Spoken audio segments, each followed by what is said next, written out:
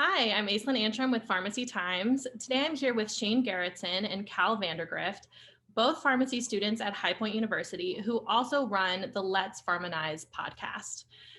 So I'll let you guys kind of introduce your podcast. I'm sure you can do it a little bit better than I can. So what's it all about? Oh, sure. So first of all, thank you for having us here. We're really excited about this. So Let's Pharmonize is a member of the Pharmacy Podcast Network. And as the name implies, it's a pharmacy podcast. And we try to explore some of the fun and exciting aspects of pharmacy, whether that's a weird origin story of a drug, which is one of our favorites, or an analysis of a drug in pop culture. It's another really fun one. We love doing stuff like that. And since we've joined the Pharmacy Podcast Network, we've been able to share our love for drugs and pharmacy with a really much wider audience, and the experience has been really wonderful. Awesome. So how did the idea come about? How did you guys start doing this? So I think when Shane and I were first in pharmacy school before this pandemic hit, we were in a lot of open presentations with each other at school, and we kind of realized pretty quickly that we were both pretty eccentric when it came to presentations. So the idea just kind of came about. I'll be perfectly honest with you. Right before we were recording this, we were just trying to figure out exactly how this did start. I don't know. It seems like so long ago at this point, even though it's only been about 14 months or so. I think it's interesting. We both come from different avenues of life other than pharmacy. Before we started our career path here, Shane started in real estate. He spent a little time in film before coming to pharmacy school. I had a lot of interest in sports broadcasting, so the idea of audio presentation just kind of jumped at us. We have expertise in both audio and video, so it just kind of came about, and we just ran with it, really. Awesome. You're both pharmacy students as well. How do you balance the workload of that plus running a podcast?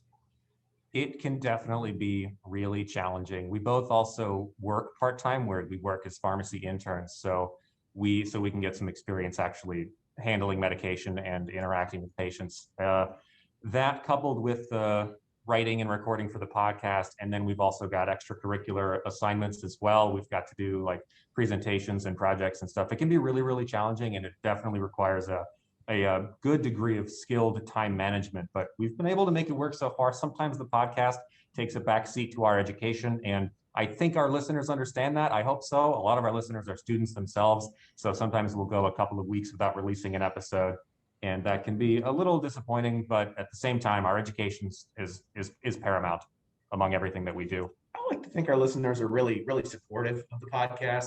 That's one thing I think we pride ourselves on. I think, like Shane said, I think the listeners that we do have are very informed, and they know how busy we are, and how difficult a pharmacy program actually is. Because a lot of them have been through it themselves. A lot of pharmacists and current pharmacy students are in the same position, so they kind of understand where we're at. But yeah, I think the workload it sometimes can get pretty dense, but we do our best and we manage, and we've kept it alive this long, so we're doing okay. Awesome. How do you see podcasts as kind of a source of entertainment? They're informational, just as a genre overall. How do you see them helping you as students and pharmacists? So my wife and I, we've been listening to podcasts for a long time. She loves true crime podcasts. That's her favorite thing. So those can be really, really entertaining and also informative too, if you're into history and stuff like that. But I've always listened to some of like the science podcasts out there, like Hank Green's HFS, which is a science-based podcast. That's a really fun one. And that was one of my, honestly, inspirations too for starting a podcast. I listened to that and I was like, hey, that's cool. What if we did that? And it was like drug focused. And that was actually was my thoughts when Cal provided the idea to us about starting a podcast. Was like, let's kind of like emulate that, but very, very pharmacy focused. And we kind of accomplished that. But one of the things that we try to do is we find a blend between the entertaining and the informative side, which can be a bit of a challenge. And we sort of have to remind ourselves, at least I do, when I'm writing, I'm like, okay, this has been really dense.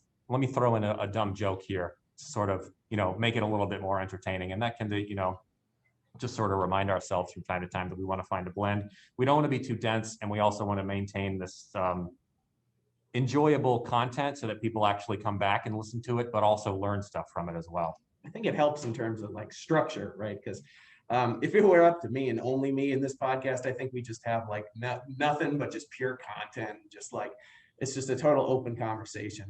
And Shane keeps me in check, honestly, a lot of the time there because yeah, I mean I think that's what helps when you're listening to other podcasts too, because you know they all have pretty good structure, and I think we have a nice blend of the two sides of that spectrum because oftentimes our structure is a little bit different than a lot of other podcasts. And sometimes even in between episodes, our structure can be completely different. I know for example, last Halloween episode we had like a regular podcast that we would normally do, and then we threw a narrative on top of that, like a spooky pharmacy narrative. So it's just whatever fits the bill is kind of what we like to bring. Honestly, though, like shifting the structure a little bit like that, that's some of the most fun that we can have. Definitely. Well, as someone who's not a pharmacist, I can follow it. So you're doing a good job with the entertainment balance. What's been some of your favorite topics? You mentioned Halloween. What are some fun things you've done? You go first. Oh, God, that's tough. We have so many ones that we like. I'm a little biased towards the one I write. He has the same thing towards the ones he writes. So I'd say I've done 2 episodes where I've written on Tylenol personally. One of which was on way back in the day, like April of last year, where we wrote about the 1982 Tylenol murders in Chicago. And coming from a situation where I do like true crime, just like Shane's wife does, it's just fun. It was fun to do. Then I wrote another one about like the toxicities of Tylenol. Brought it to you in a fun, like a let's make a deal kind of way. I just love the episodes where we can actually expand and bring a different presentation to it. And I think a lot of the ones that I write personally, I like to think about like the details behind that and how I can structure this in a way that might be entertaining. For me, I really liked the Halloween episode because we both got to do like a tag team type thing and it was also a really different structure. So that was really fun. And I've loved every episode where we've had an opportunity to collaborate with someone. We've had a couple of students join to present something and we've also had a professor on the show, which was just so exciting, not only for to hear their expertise on a topic that we may not be familiar with, but just to also hear that outside perspective on like just a different style of a presentation as well, which is really exciting. In fact, we're going to record after this. We've got 2 more students that are coming out to help record with us today, which is going to be really fun. And I really liked your episode about Limitless. You have a really good take on pop culture episodes. So that was a really good episode. The drug in Limitless. Are you familiar with that movie? I'm not.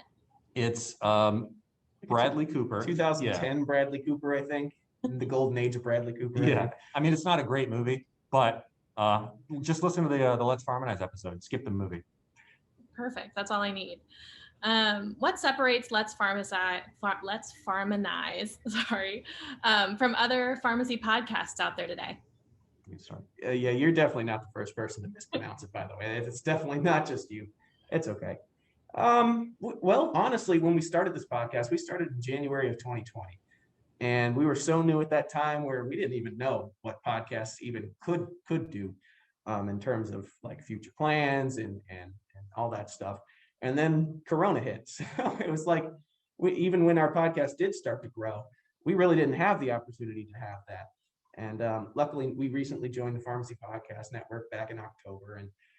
And we think we have a lot of things planned with them. We'd like to go to a lot of different events.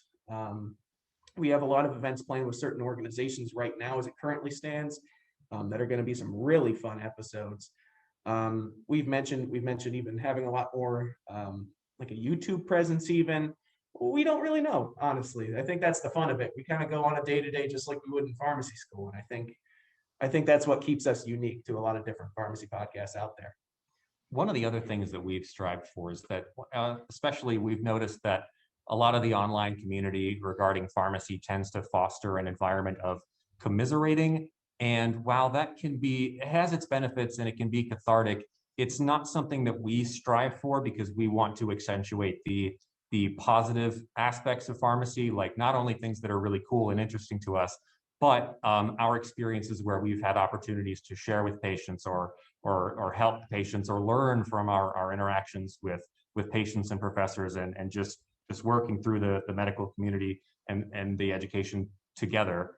And that's always something that I've wanted our podcast to be about, is to be a really, really positive and upbeat sort of type of environment. That's fantastic.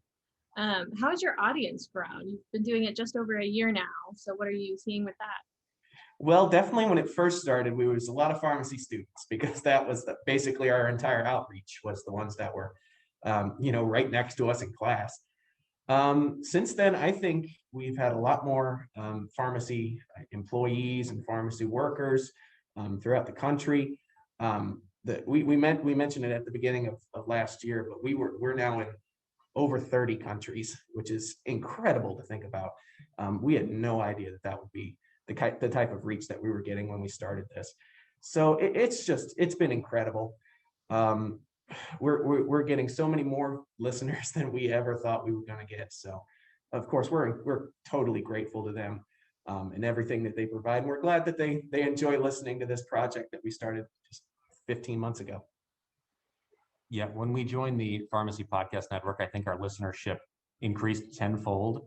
So having that extra outreach was just so nice to be able to share this kind of love for pharmacy with other people, because I really do. I love learning about pharmacy, and I know you do too. And being able to share that with people is really nice. The more, the better. I'm sure. Well, finally, do you have any future plans? I know you said you kind of take it day to day, week to week, but in your dreams, where do you see this going? That's a great question. Hopefully the sky's the limit on that one. Yeah, we would definitely, like I mentioned, I think doing a couple different events, that would be great. We want to actually meet these people. That's the one thing that we have not been able to do since we started the podcast. We just honestly haven't been able to see who's listening. We imagine that more and more pharmacy workers are listening, and we're, like I said, incredibly grateful for that. But yeah, we want to have more outreach to our listeners, and just plan events around that and continue having fun and doing what we love. Amazing. Well, thank you both so much for speaking with me today. This was great. Thank you so much for having us.